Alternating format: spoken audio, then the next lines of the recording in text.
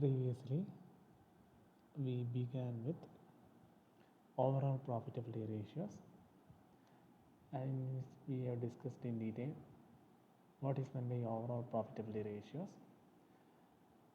what are the users or who are the users of these overall profitability ratios, why we are preparing various ratios that comes under overall profitability ratios. So today let's discuss in detail some other cases that comes under overall profitability ratio. Next one, return on equity capital and earning per share. Here return on equity capital and earning per share, their concept is almost similar but their computation is quite different. So we will discuss in detail what is meant by return on equity capital and what is the meaning of earning per share and how we are going to compute the both items.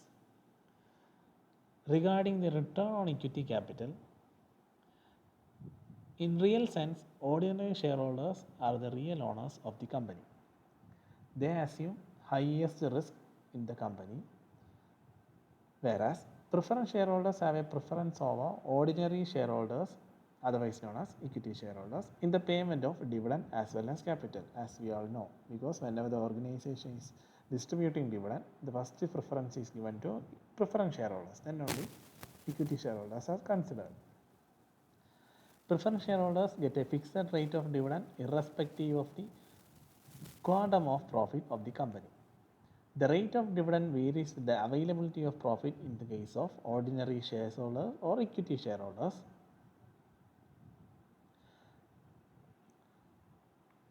Thus, ordinary shareholders are more interested in the profitability of a company, and the performance of the company should be judged on the basis of return on equity capital of the company. So, return on equity capital, which is the relationship between profits of the company and its equity capital.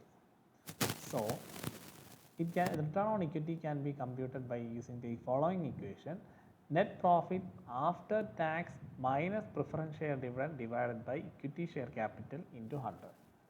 Remember, usually the statements or P&L account give a net profit after tax. Sometimes it may be net profit before tax or after tax. It doesn't matter because net profit after tax, it's quite simple, net profit minus tax. But remember, here we are studying return on equity capital. That means how much a equity shareholder earns after deducting all sorts of cash outflows from net profit. Here net profit after tax means after adjusting tax minus preference share dividend. That you have to remember. Only after deducting the amount that is set aside or given to preference shareholders, the remaining amount is available for equity shareholders. So, in return on equity capital, we are going to study how much the equity shareholders earn, or how much is the percentage of equity share capital which they are going to earn on the basis of profit earned by the concern. That is known as return on equity capital.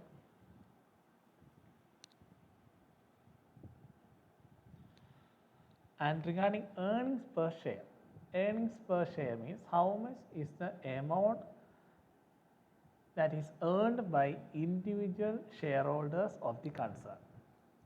For example, just remember, if there is 10 rupees and there are 5 students in the class, if you are going to give that 10 rupees to the 5 students, how you are going to divide it equally?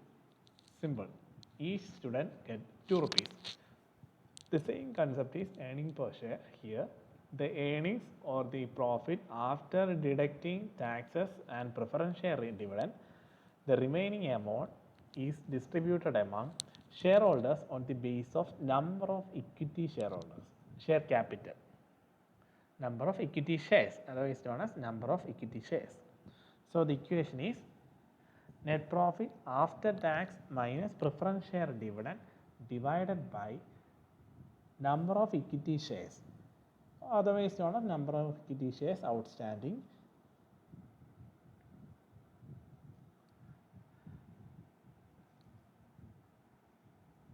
If you want to find the amount earned by the equity shareholders, you need not have to multiply it with 100. Just net profit after tax minus preference share dividend divided by number of equity shares outstanding. If you want to present it in percentage form, just multiply with 100. But usually for finding earning per share, it is usually represented in amount, so you need not have to multiply with 100.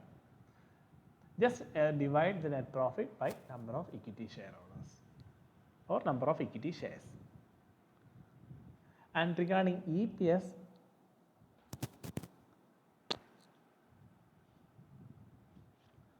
EPS means earning per share. Earning per share is a small variation of return on equity capital, and it is calculated by dividing net profit after tax and preference dividend by total number of equity shares, and it is always expressed in amount or rupees. In that case, if you are representing in amount, don't multiply with 100. And why there is an importance or relevance for EPS? Because EPS act as a scale or measure for representing the market value of shares, and how we are going to represent the market value of shares. For example, say the EPS of Tata Limited is rupees 120 per equity shares. That is, each shareholders earn 120 rupees, and the value of that share is rupees 5. So how we are going to find the market price? The market price of that equity share is earning per share into price earning ratio. Price earning ratio is,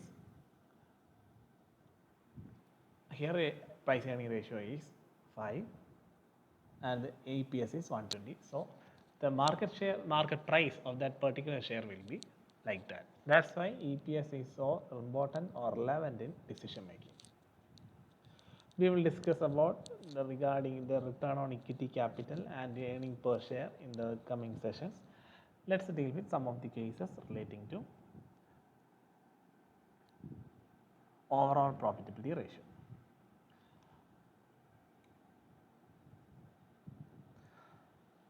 So EPS also indicates the probable dividend per share that a shareholder can expect from the company. So remember, whenever you are asked to find earning per share, don't multiply with 100 unless if you are asked to represent the earning per share in percentage form, just multiply with 100. But usually you are asked to find earning per share in rupees or in amount form. So in that case, just divide the net profit after tax minus preference share dividend divided by number of equity shares outstanding. Let's discuss about some of the cases regarding overall profitability ratios. Next case, from the following information relating to a certain concern, you are asked to find return on capital employed and return on net worth.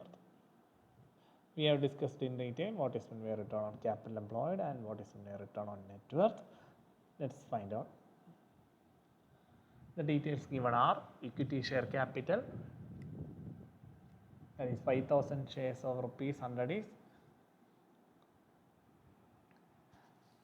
and the tax rate is at 40. Tax rate at 40 means 40% tax rate.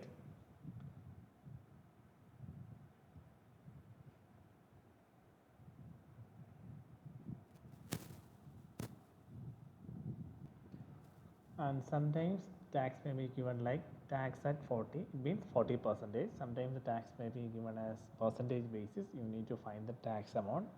It's quite simple to find the tax amount. If you are finding the interest net profit or earnings for the certain period, you can just multiply the percentage from that certain amount, you will get the tax rate. We will discuss about that part in the coming session. Okay. Next one, reserves is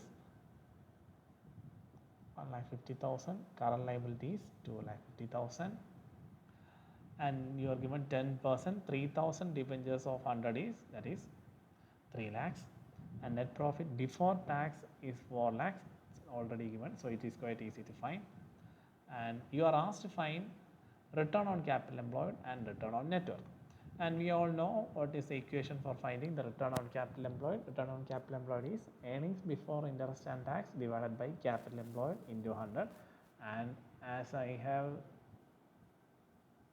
explained this part in numerous cases, you need to use the expanded form, not the abbreviations like this. So earnings before interest and tax. It is not given in this question. You need to find out how we are going to find the value of earnings before interest and tax as well as capital employed. As we all know, we have discussed this earnings before interest and tax or operating profit in the previous sessions, previous slide, and we studied in detail how to find earnings before interest and tax in the income statement which we have learned in the second module. I hope you all remember this income statement here. As per the statement here, operating profit or earnings before interest and tax. How you are going to find the value of operating profit? In this question, see, first of all, let's go through the statement. Here operating profit, it can be either found out by deducting operating expenses from gross profit, or you can either add back or deduct these non-operating items from net profit before tax. So on the basis of details given in the question, you can choose any one case. As per the details given in the question, there is no information regarding gross profit. The only details given is net profit before tax and some items like here, non-operating expense is given. Remember, in the question, they may not directly specify various items. You need to understand each item hidden in the question. Here there is one non-operating expenses. See, 10% 3000 debentures of rupees 100. 3000 debentures of rupees 100 means 3 lakh rupees debentures. The debentures amount is 3 lakhs. And in the question it is already given, it is 10% rate, interest rate. So it is implied that the interest on debentures is 30,000. So in order to find the operating profit, you need to adjust that non-operating item along with net profit before tax. So remember, sometimes the details may not be directly given in the question. You need to identify hidden information just like the interest on debentures. So let's deal with that case here. Net profit before tax is already given, and in net profit before tax, just remember, from operating profit we add non-operating income, and if we less non-operating expenses, you will get net profit before tax. So in order to find the reverse, you need to do the reverse aspect. From net profit before tax, you need to add non-operating expenses and deduct non-operating income. In this question, there is no information regarding non-operating income, but there is details regarding non-operating expenses. Here, as per the statement, we deducted non-operating expenses from operating profit in order to arrive at net profit before tax. So if you want operating profit, you need to add back non-operating expenses in net profit before tax in order to find operating profit. So earnings before interest and tax is net profit plus non-operating expenses minus non-operating income. I hope you understand the opposite of all these two items, why we did like that. Next one, net profit is already given in the question, 4 lakhs. Just add non-operating expenses, that is interest on debentures, 10% on 3 lakhs, you will get 30,000. You will get the amount 4 lakh 30,000. And next, capital employed, which we have discussed in the previous slides regarding what is meant by capital employed, how you are going to find the amount of capital employed. There are different equations depending upon the details given in the question. You can use any of the equation. For the time being, we are using the equation which, as per the question given, capital employed is equity share capital plus reserves plus debentures. And in the question, equity share capital is already given, 5,000 shares of 100 each, that is 5 lakhs. Reserves also given 1,50,000 and debentures is also given. So just add all these items, you will get 9,50,000.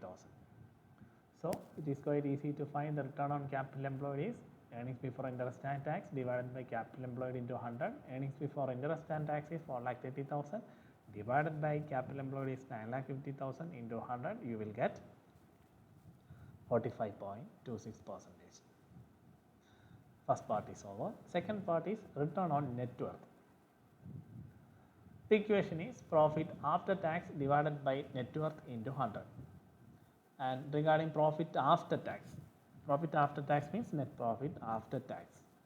Here in the question it is given net profit before tax. So in order to find net profit after tax, you need to deduct the tax amount from net profit.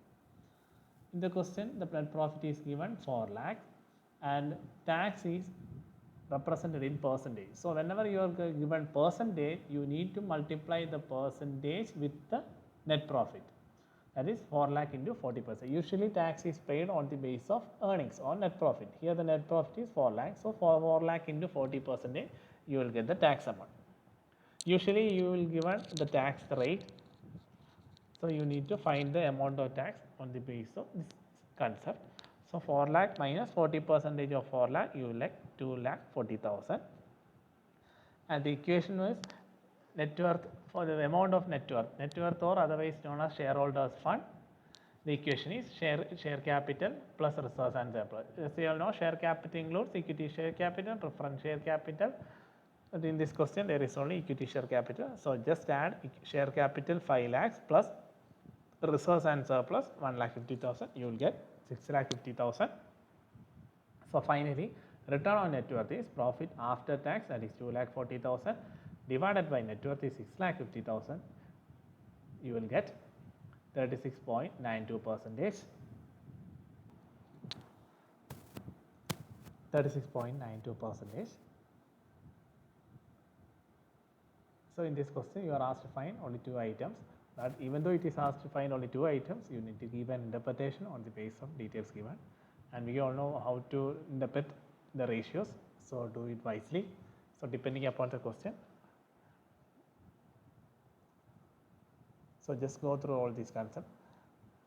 And we will discuss about further cases regarding profitability ratios and overall profitability ratios in the further sessions. That's all for today. Thank you.